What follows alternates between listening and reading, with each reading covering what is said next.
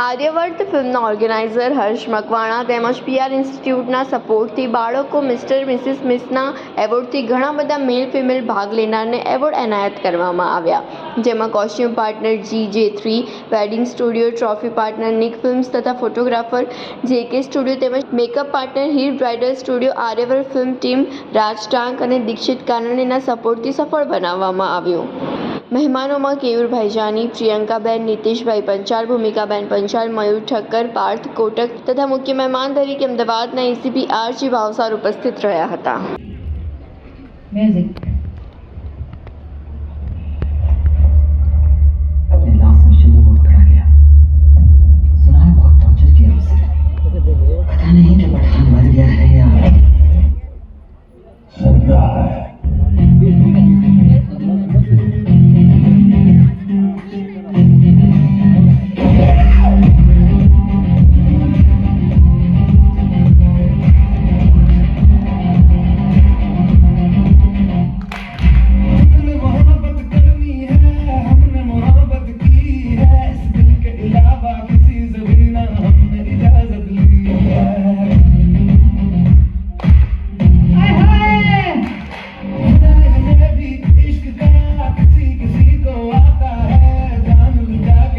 दुश्मन की हमने